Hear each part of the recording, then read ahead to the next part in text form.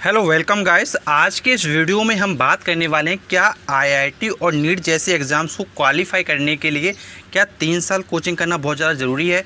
कई लोगों के द्वारा आपने सुना होगा कि आप पहले 10th के बाद 11th में कोचिंग करिए, फिर 12th में करिए, उसके बाद आप 12th पास आउट हुए तब आप कोचिंग करिए, उसके बाद आपके चांसेस बनेंगे कि आप आईआईटी और नीट जैसे एग्ज़ाम्स में पहली बार में सफल हो सकें। तो आज के इस वीडियो में यही सारी बातें हम डिस्कस करने वाले हैं। क्या ये रियल है या केवल कहने की बातें हैं। तो देखिए, ये बात तो बिल्कुल जेन्युइन मैं बताना चाहूँगा कि आपको कि बिल्कुल जेन्युइन बात है कि जो लोग 3 साल तैयारी करते हैं उनका सिलेक्शन जल्दी हो जाता है। तो अब आपके दिमाग में आ रहा होगा कि सर अगर हम 3 साल तैयारी नहीं करेंगे तो क्या हम सिलेक्शन नहीं ले पाएंगे।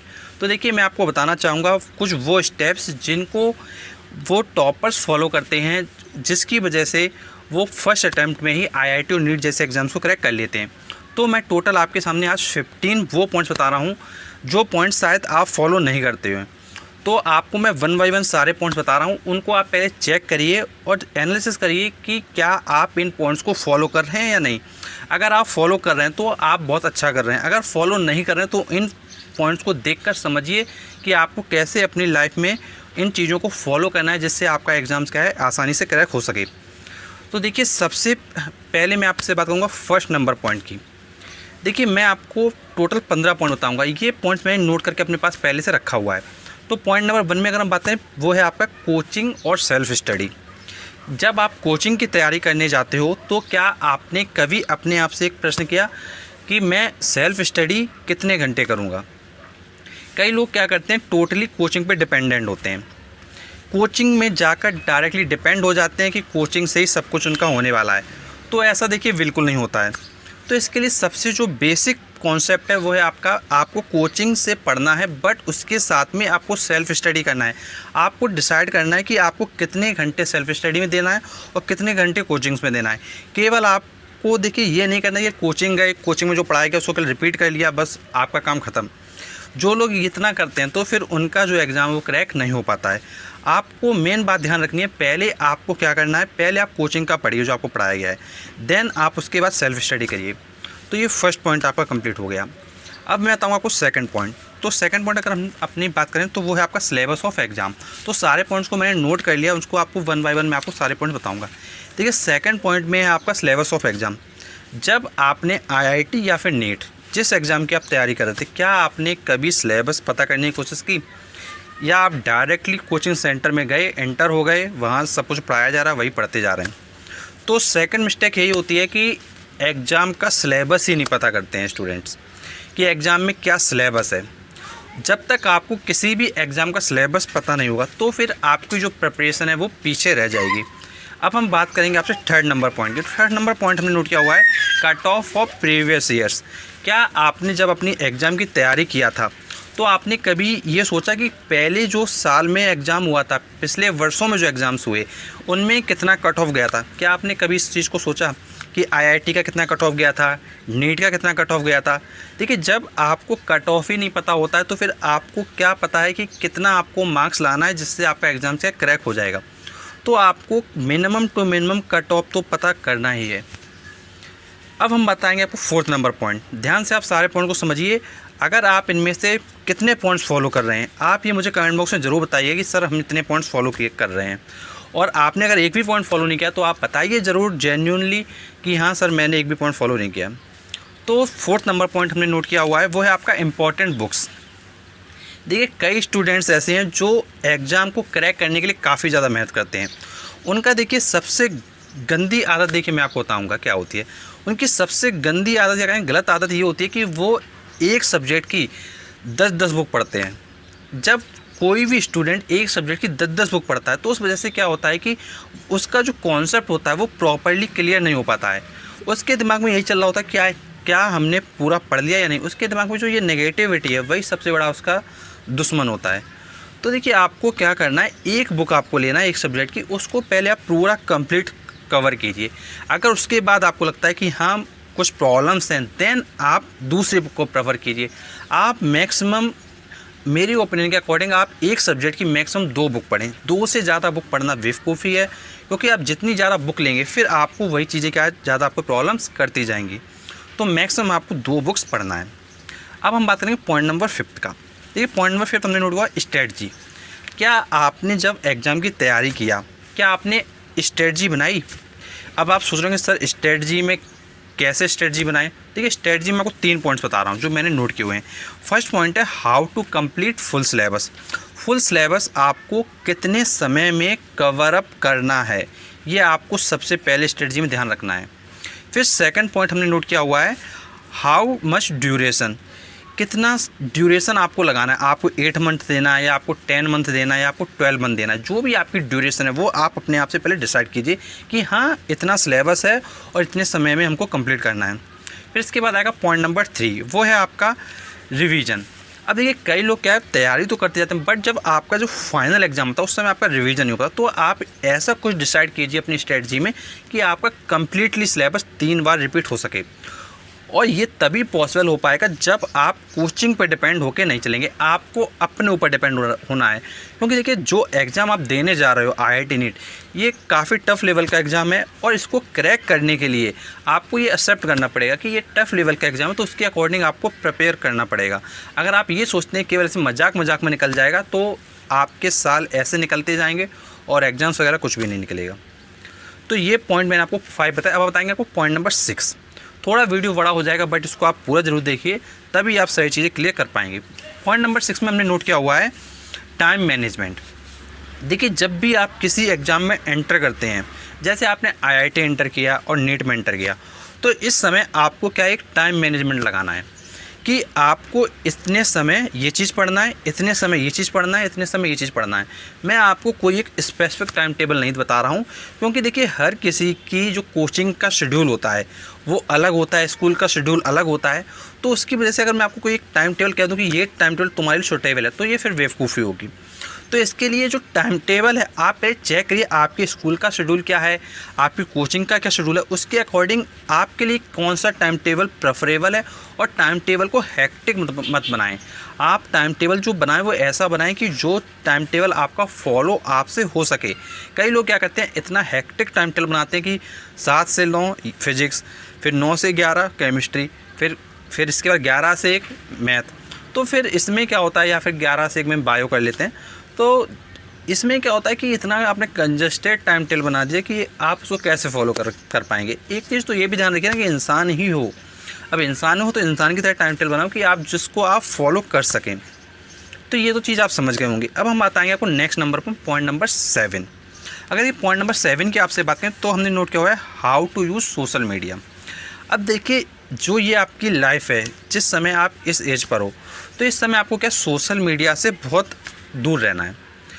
अब आप सोच रहे होंगे सर आपका मैं वीडियो देख रहा हूँ ये भी तो सोशल मीडिया के थ्रू देख रहा हूँ, और आप अगर सोशल मीडिया से दूर हो तो आपको आपके वीडियोस में कैसे देख रहा हूँ। तो देखिए इसके लिए आपको क्या करना है, इसके लिए आपको एक टाइम फिक्स करना है। एक आप दिन फिक्स कीजिए पूरे हफ्ते में।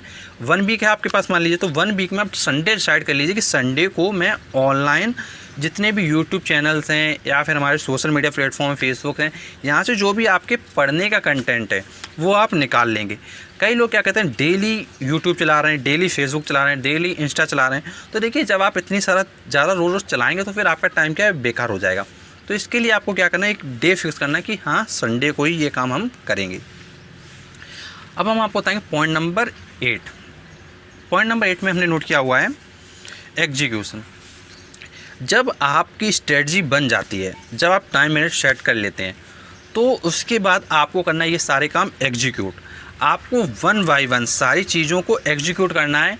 जो भी आपने स्ट्रेटजी बनाई थी उसके अकॉर्डिंग आप अपना फिजिक्स, केमिस्ट्री, मैथ, अगर आप बायो से हैं, नीट की अगर तैयारी करें तो फिजिक्स, केमिस्ट्री, बायो आपको उसी के अकॉर्डिंग तैयार करना है। जब आप इस चीज़ को तैयार करेंगे तो इसके अकॉर्डिंग आपको रिजल्ट भी दिखाई देगा। फिर इसके बाद पॉइंट नंबर आएगा आपका 9। पॉइंट नंबर 9 की अगर हम आपसे बात करें तो वो है हमारा प्रीवियस ईयर क्वेश्चन पेपर। देखिए जब आप अपनी चीज़ों को स्ट्रेटजी बनाने के बाद एग्जीक्यूट कर देंगे, जब आप सारा पढ़ना शुरू कर देंगे, फिर उसके बाद आपको अपने आप को जज करना है कि किस स्टेज पर हो आप। क्या आपने कभी जज किया अपने आप को कि आप जो तैयारी किया आप किस स्टेज पर हो। तो इसके लिए होता है हमारा प्रीवियस ईयर क्वेश्चन पेपर। तो प्रीवियस ईयर क्वेश्चन पेपर को आपको लगाना है, आपको देखना है जो प्रीवियस ईयर है उससे आपको कैसे बेनिफिट और कितना बेनिफिट मिल रहा है। प्रीवियस ईयर में आप जब क्वेश्चंस लगाएंगे तो आपको पता चले कि आप किस स्टेज पर हो। कई लोग देखिए इस डर से नहीं लगाते हैं कि अगर वो क्वेश्चन पेपर लगाएंगे तो उनके मार्क्स कम आएंगे। अगर आप इस डर से नहीं लगा रहे हो तो आपका जो फाइनल रिजल्ट जब आएगा तो फिर भी तो आपका सामने आ जाएगा रियलिटी क्या है। तो इसलिए डरना नहीं है, आपको केवल क्या है क्वेश्चन पेपर को लगाना है। अब हम आपको बताएंगे पॉइंट नंबर 10th। देखिए पॉइंट नंबर 10th है हमारा एनालिसिस ऑफ टेस्ट। जब आप टेस्ट दे लेते हैं तो कई लोग क्या करते हैं टेस्ट देने के बाद ऐसे ही छोड़ देते हैं।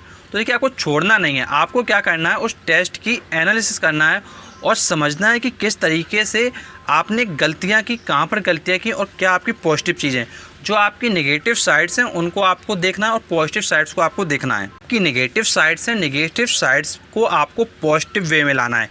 नेगेटिव साइड से चेक करेंगे कि क्या क्या प्रॉब्लम्स हो रही हैं और जो पॉजिटिव साइड है उनको आप एक अपना स्ट्रॉन्ग पोजीशन पे लेके जाइए, जिससे कि जो आपके जो स्ट्रॉन्ग साइड से जो क्वेश्चंस आने वाले हैं वो आपके एक भी गलत ना हो, 100% वो सही हो। और जहाँ नेगेटिव साइड्स थी उनसे आपको क्या क्वेश्चंस को देखना है और कैसे आप इम्प्रूव कर सकते हैं, आपको फिर से उस पर वर्क करना होगा। तो कैसे वर्क करेंगे वो हम आगे नेक्स्ट वाले पॉइंट्स में डालेंगे। तो वो है पॉइंट नंबर 11। अगर हम पॉइंट नंबर 11 की बात करें तो वो है हमारा न्यू स्ट्रेटजी। जो आपकी वीकनेस थी, जो आपने देखा कि हाँ इस पॉइंट्स पे प्रॉब्लम आए, तो उसके अकॉर्डिंग आप एक नई स्ट्रेटजी फिर से बनाएंगे। जब आप एक नई स्ट्रेटजी फिर से बनाएंगे तो उसके अकॉर्डिंग आपको सोचना है कि किस तरीके से आप अब तैयार करें जिससे कि आपका एग्ज़ाम क्रैक हो जाए। फिर जब आप ये स्ट्रेटजी बना लें तो फिर इसके बाद है हमारा पॉइंट नंबर 12। तो पॉइंट नंबर 12 में हमारा आएगा अगेन टेस्ट। जब आप स्ट्रेटजी बनाने के बाद काम करते जाएंगे, जब आप उसको एग्जीक्यूट कर देंगे तो फिर आपका आएगा टेस्ट। फिर से आपको एक बार फिर से टेस्ट लेना है अपना, वीक में कम से कम एक बार देखना है कि अब क्या चेंजेस आ रहे हैं। तो फिर आप जब ऐसा करेंगे तो काफ़ी चीज़ें आपकी क्या सेटल हो चुकी होंगी और आपको प्रॉब्लम्स नहीं आ रही होंगी। तो फिर जब आपको प्रॉब्लम्स नहीं आए तो फिर आपके पास आएगा पॉइंट नंबर 13।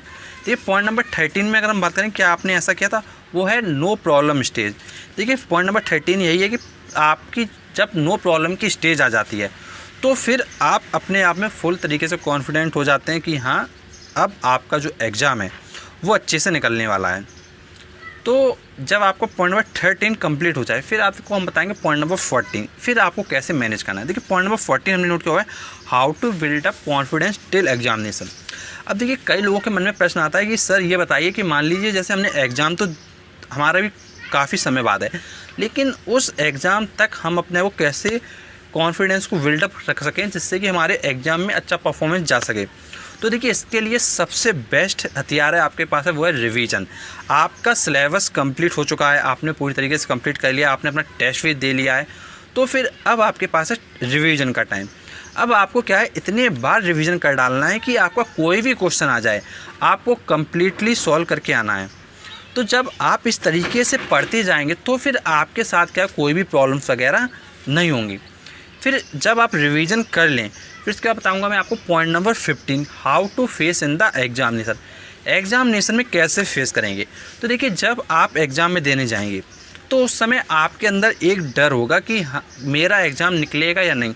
तो देखिए इस चीज़ को आप बिल्कुल मत सोचिए, क्योंकि जब आप ये सोचेंगे आपका एग्ज़ाम निकलेगा कि नहीं निकलेगा तो फिर आपके अंदर आएगा टेंशन कि अब आगे क्या होने वाला है। तो फिर इस वजह से देखिए होता क्या, कई लोगों का जो पेपर आता हुआ होता है वो स्टूडेंट क्या गलत कराते हैं। तो आपको गलत पेपर नहीं करना है, आपको क्या करना है बेसिकली अपने आप को मोटिवेट रखना है कि आपने जो पढ़ा हुआ है पेपर उसी के अंदर से आने वाला है। कुछ भी ऐसा नहीं कि जो आपके बाहर से पूछा जाएगा। आकर आपने तैयारी करके गए हो, आपने इतना मेहनत किया हुआ, तो डेफिनेटली जो रिजल्ट भी वो काफ़ी अच्छा आएगा। तो कभी भी नेगेटिव लाइफ में नहीं होना है। और अब आप मुझे कमेंट बॉक्स में बताइए कि जो मैंने आपको 15 पॉइंट बताए इसमें से आप कितने पॉइंट फॉलो कर रहे थे। देखिए ये जो चीज़ें हैं ये चीज़ें पता नहीं होता, इसीलिए जो एग्ज़ाम्स क्या है स्टूडेंट क्रैक नहीं कर पाता। ये जो मैंने आपको पॉइंट्स बताए ये पॉइंट्स क्या है बेसिकली स्टूडेंट्स को पता ही नहीं होता है। जब पता नहीं होता है तो इस वजह से क्या एग्ज़ाम क्रैक नहीं हो पाता है। तो ये एग्ज़ाम को क्रैक करना काफ़ी आसान है, कोई मुश्किल की बात नहीं है। बट यहाँ पे प्रॉब्लम क्या है कि लोगों को स्ट्रेटजी नहीं पता होता है कैसे आपको आगे एग्जीक्यूट करना है, जिससे कि आपका एग्ज़ाम क्रैक हो सके। देखिए, जब तक आप सही तरीके से प्रॉपर्ली वर्क नहीं करेंगे तो फिर क्या है, एग्ज़ाम क्रैक नहीं हो पाएगा। एग्ज़ाम को क्रैक करने के लिए आप सारे बताए हुए पॉइंट्स को फॉलो करिए, डेफिनेटली आपका एग्ज़ाम ज़रूर क्रैक होगा। आज का ये वीडियो हम यहीं समाप्ति करेंगे और समाप्त करने से हम आपको बताना चाहेंगे कि अगर आप हमसे जुड़ना चाहते हैं, जुड़ने के लिए आप हमारे चैनल सब्सक्राइब कर सकते हैं। इसके बाद आप नोटिफिकेशन दबा सकते हैं। अगर आप ऐसा करेंगे तो जब भी हम नेक्स्ट वीडियो लाएंगे सबसे पहले वीडियो आपको मिल जाएगा। एंड थैंक्स फॉर वॉचिंग और वीडियो। मिलते हैं आपसे नेक्स्ट वीडियो में, तब तक के लिए शुक्रिया।